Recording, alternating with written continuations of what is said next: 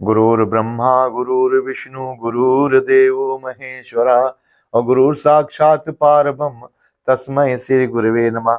गुरु जी प्रणाम। श्री विश्व गुरु भारत मिशन में आप सभी गुरुओं का हार्दिक स्वागत एवं अभिनंदन है। आइए इस धरा को, इस भूमि को स्वर्ग बनाते हैं। विश्व गुरु भारत में रहने वाला प्रत्येक व्यक्ति गुरु है, क्योंकि हमारा सिद्धांत है सर्वे भवन्तु सुखिनः सर्वे सन्तु निरामया। सभी सुखी हो, सभी का कल्याण हो। आज का जो विषय है कि हमारा शरीर देवालय है।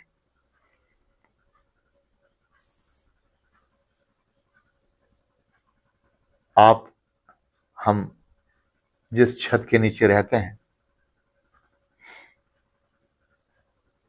उसमें एक परिवार होता है कि नहीं होता है?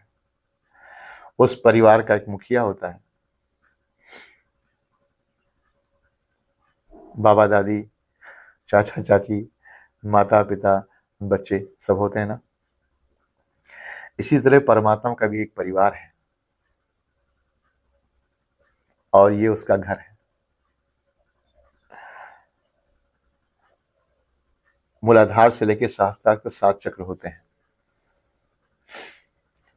और 7 चक्रों पर मूलाधार पे गणेश जी युधिष्ठिर के साथ, स्वाधिष्ठान पर ब्रह्मा जी सरस्वती के साथ, मणिपूरक पर आपके विष्णु भगवान लक्ष्मी जी के साथ, अनाहत पे शंकर जी पार्वती जी के साथ में, कंठ में सब शारदा मैया, भैरव भैरिया सब रहती हैं। आज्ञा चक्र पर आप स्वयं यहाँ विराजते हो और निरंकार रूप से जो शिवलिंग है सदाशिव, वो आपके सहस्त्रार चक्र रहते हैं। और जो ये आपका सर है, ये पूरा ब्रह्मांड है, होल वर्ल्ड इसके अंदर है। पूछो कैसे? वो ऐसे कि जब आप रात को सोते हो तब आपका अवचेतन मन जागृत होता है और आपको कहाँ कहाँ नहीं भ्रमण कराता है। सारे स्वप्न आपको यही दिखाई देते हैं ना। ऐसे ही योगी जन जिनकी कुंडली जागृत हो जाती है या जिन्हें ब्रह्म ज्ञान हो जाता है, तो इन खुली आंखों से समस्त संसार को, भूत वर्तमान और भविष्य सब देख लेते हैं। तो ये शरीर देवालय है। अब इसको देवालय बनाने के लिए करना क्या चाहिए, मैं इस पर प्रकाश डाल रहा हूं। सबसे पहले आप अपना आहार शुद्ध करिए। आहार शुद्ध करने से ही हो जाएगा कि आपके विचार शुद्ध हो जाएंगे। विचार शुद्ध हो जाएंगे तो काम, क्रोध, मद, लोभ, ईर्ष्या, द्वेष, ये सब चीजें विकार हैं, सब बहुत छोटी मात्रा में हो जाएंगी। इसके अलावा आपको त्रिकाल संध्या करनी है, सुबह दोपहर शाम 3 टाइम की। सुबह की संध्या 3 से 6, दोपहर की अभिजीत मुहूर्त की संध्या 11:30 से 12:30 और शाम की संध्या 6:30 से 7:30। आपने निकोला टेस्ला के बारे में सुना होगा, 369 का फार्मूला यही है, त्रिकाल संध्या। वो भी कहते हैं कि सुबह आप कोई चीज लिखें, उठ करके एक चीज लिखा, एक बार लिखें, दोपहर में 2 बार और रात में 4 बार। समझ गए ना? 369, सुबह 3 बार, दोपहर में 6 बार और रात में 9 बार। सेम इसी पैटर्न को उसने फॉलो किया है,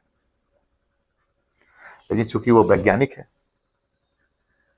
तो वैज्ञानिक एक आधार अलग होता है। आप इतना जानिए कि हमारे जो वेद हैं,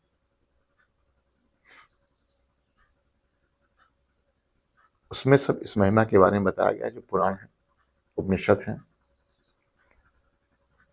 जिन्होंने भी रिसर्च किया है, सब वेदों के माध्यम से किया गया है। भागभूमि आज से ही नहीं विश्वगुरु है। तक्षशिला, नालंदा, अयोध्या, काशी, जब विश्वविद्यालय चलते हैं तब से हमारा देश विश्व गुरु रहा है और हमेशा रहेगा।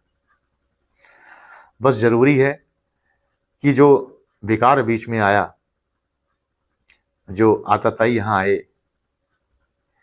जिन्होंने हमारे खान पान दूषित किए, जिन्होंने हमारे विचार दूषित किए, जिन्होंने हमारे पुस्तकालय को जला दिया,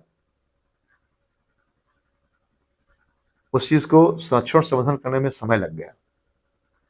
अब समय आ गया है इस कलिकाल में विश्व गुरु भारत को बनना है। आपसे निवेदन करता हूं कि आप लोग सब शाकाहारी हो जाइए। शाकाहार से ही सदाचार आता है और ये शरीर देवालय तभी बनेगा जब आपके विचार शुद्ध होंगे, आप सर्वभौम सुखना के सिद्धांत पर चलेंगे, दूसरे के साथ अच्छा करेंगे, सबसे प्रेम करेंगे, तब जाके होगा। कोई भी काम करिए, एक नाम पकड़ लीजिए,